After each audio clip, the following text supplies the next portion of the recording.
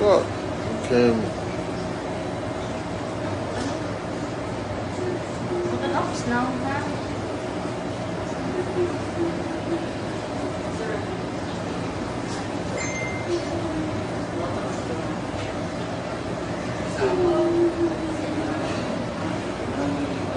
Make your spirit no rest until you kill people that kill you.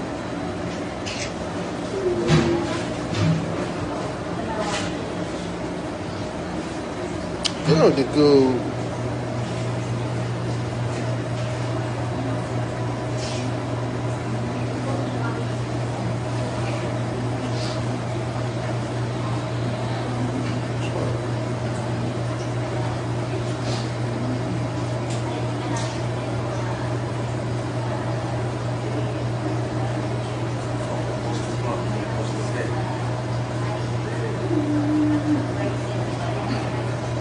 Why they do this kind of thing? Welcome back, guys. I trust you've been staying safe. Now, for the larger number of years I have known, African students are usually traveling around the world to study, and mostly they make it, they break through, and sometimes too they meet such ill fate as has played out in today's true crime story, where a Nigerian man has unfortunately met his untimely death on the 21st of October 2023 in the Philippines, as he was actually there pursuing his academic life in search of greener pastures to build himself. This is a story that is still evolving, and it's an international case actually, because a son of Nigeria has been lost on the soil of Philippines and allegedly at the hands of some Chinese men. This true crime story is a very gruesome one, which I shudder to think how some people can be this wicked, because per the facts out there, it seems to suggest some semblances of racism. But what happened? The gentleman at the center of this case, the victim, is by name Ikechuckwu Emmanuel. And as it stands now, he gave up the ghost on the 21st of October, fighting for love and fighting for justice. As it stands now, there's a hashtag trending in his honor, seeking to get justice for him. And if you are watching this video, please pause here, go to the comment section and just type hashtag justice for Ikem, hashtag justice for Ikem. Let us push this and get justice for this young man and his family. What happened? So Ikechuckwu Emmanuel has been in the Philippines for a number of years now. He's been studying there and he's almost done with his studies actually. But he finds love, a very, very loyal partner, a Philippines lady allegedly. And they are there for each other. They are like the perfect love couple, and that is beautiful, until they decided to go and find employment in a company so they could earn some money and improve their lives and also work on their academic pursuits. This is very normal, especially for international students, because it also helps them to get some funds to pursue their academic aspirations. Fortunately for this couple, they were actually able to land a job at a contact center company. They thought that this was great news, but little did they know, this was the genesis of the end of their relationship and ultimately the end of the life of Ikechuckwu Emmanuel, also known as Ikem. Now, when they went to this company, it is reported that Ikem's fiancée or his girlfriend was given the role of a hiring manager.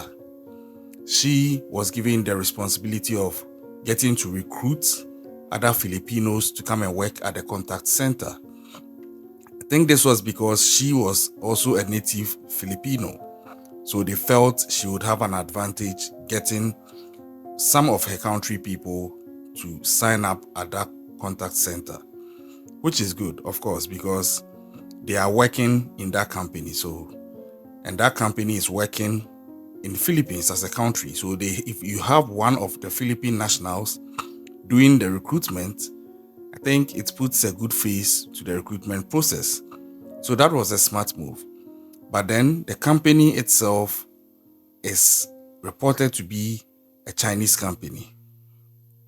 Ikem, on the other hand, was given the role of handling phone calls.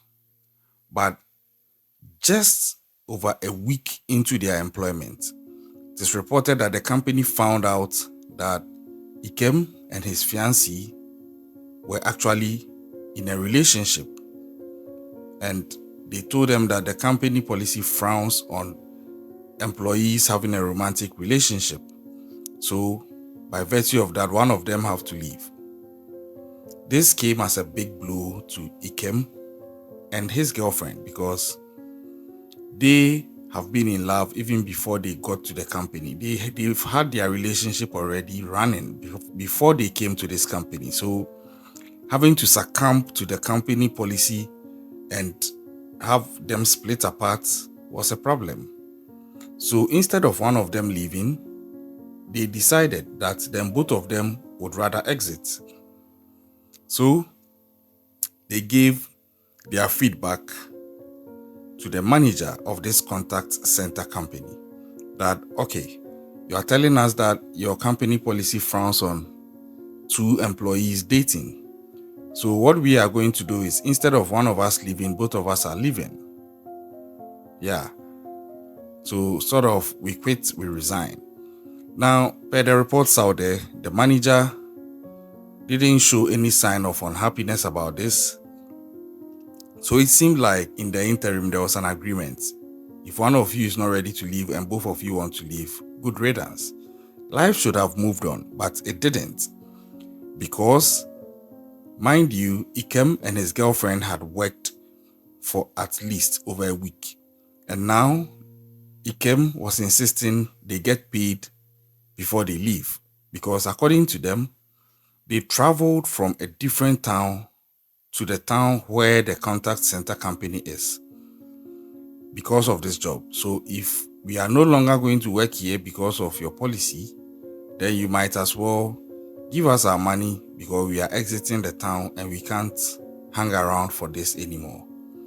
The contact center manager said, okay, I'll pay you your money, but I can't pay you now. I'll pay you at the end of the month. This brought about a deadlock. Because mind you, Ikem and his girlfriend are saying that we don't live in this town. We just came here because you give us this job. Now, living in this town comes with expenses. So if we are leaving your job, we are leaving this employment, and we won't be earning, it doesn't make any economical sense we continue to stay in the town because this was why we came here. So just pay us now and let's leave so we don't stay and incur more costs just to wait to the end of the month and take the peanuts you'll be giving us for having worked 1 week with you. Now, this deadlock dragged, and according to witnesses, it's alleged that it began to get tensions because the contact center manager was not budging and Ikem was also not budging. It turns out that the contact center manager allegedly made a call, and then 3 people came in through the back door at a point in time afterwards. These 3 people came and ushered Ikem and his girlfriend to the rear compound of the company. So the people who were there, the staff, they thought that, okay, they were just going to talk. But then, few minutes afterwards, Ikem's girlfriend allegedly came back into the contact center shouting that people should come and help Ikem. But by the time the staff who were there came out trying to help Ikem, he was nowhere to be found, and these 3 men had also disappeared. according to the contact center manager, she would say that these three men were police officers and that they had arrested Ikem because he was being chaotic and disturbing the peace. So Ikem is at the police station. To turn out that these three men are actually Chinese. Okay, so fast forward. Some neighbors who had heard the earlier altercation and confrontation had actually called the police, and when the police came, they were informed that, oh, the guy who was actually at the center of this with the contact center manager has already been arrested by 3 of your colleagues. So I'm sure it will come up at your desk when you get back. And the police were like, okay, no problem, but we would also have to take the contact center manager and the girlfriend along so that we meet Ikem at the police station and then we get into the issue, which I believe was appropriate. But little did they know what was in store, because when they got to the police station, Ikem was not there. But then, some few minutes later, a car pulled up quickly in front of the police station, and these three men got out of the car, and guess what they did? They dumped Ikem in front of the police station and drove off. When they were about to drive off, some police officers queried them and they told the police officer that Ikem had tried to sexually assault a lady at his workplace, and as such they had to beat him up a bit to teach him a lesson. The police officers let them go, but they noticed that Ikem had been tied at his hands and feet, and he looked like he had taken a beating. So the question then was, who were these guys? Were they really police officers? Because at the time they did this, the other group of police officers who had actually come in response to the phone call made by the disturbance had not gotten wind of this. So these things were playing out independently at two different timelines, but within the same police station. So then the news got to the original police officers who came for the contact center manager and Ikem's girlfriend that this guy has been brought in, this is the case. But you know, at the time they dropped Ikem off, he was so badly beaten and injured. These police officers rather took him to a hospital to get medical attention, but unfortunately, he lost his life. That is so sad. So we saw his fiancée there weeping by his remains, and my heart sank when I saw this, because this could be easily any other person who is a foreigner in any other country. It is very, very unfortunate that this has been able to happen. And as per the rumors out there, it is a Chinese company run by Chinese people. So when this came up, when the police then began to realize that no, this guy actually didn't assault anybody sexually, but that he was rather sort of abducted and beaten and tortured or whatever, they then decided that no, this contact center manager shouldn't just have been brought in for questioning, so they rather detained her, and investigations ensued. The 3 Chinese men have also been arrested, and further investigations are ongoing. As it stands now, for me, I believe that those who beat Ikem are in for a whole hell of issues, because you know, it looks like he passed on as a result of the beatings that he was given. And in law, there is something called take your victim as you find him. If it can be determined that his passing or his death is directly as a result of the beating he was given, then those who gave out that beating to him are going to be held responsible for his death.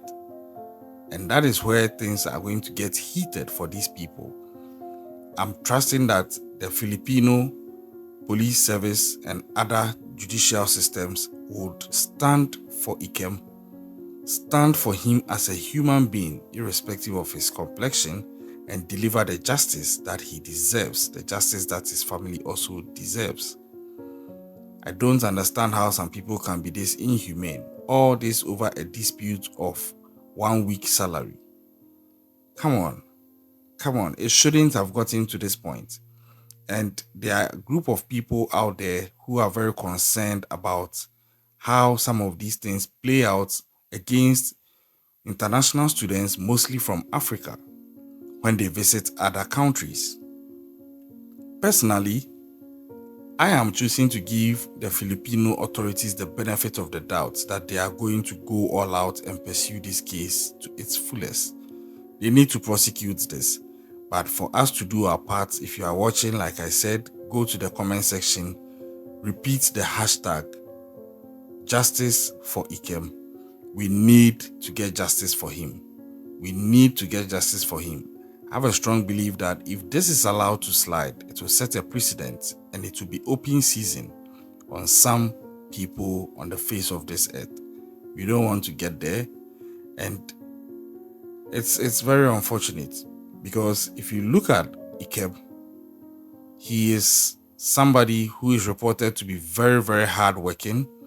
He does all the right things and doesn't get involved in any illegal stuff. He takes pride in earning his money legally after he has toiled and suffered and was almost about finishing his 7 to 8 years of medical school.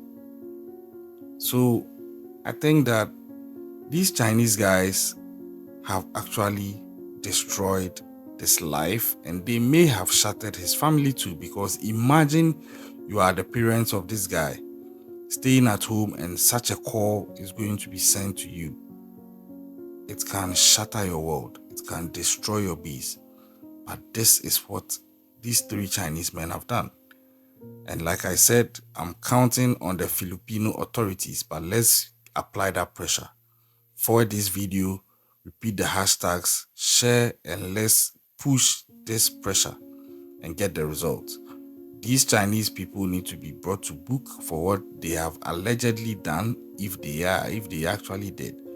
Mind you, also, I think that it is imperative that Nigeria as a country also steps in, because he is a son of Nigeria. And I think that would also add to the pressure. But wherever you find yourself, my little advice is try not to allow things to escalate. Sometimes you might be right, but just for the sake of your peace, your safety, just walk away. I believe that if Ikem knew that this would end this way, he would have walked away from that 1 week salary.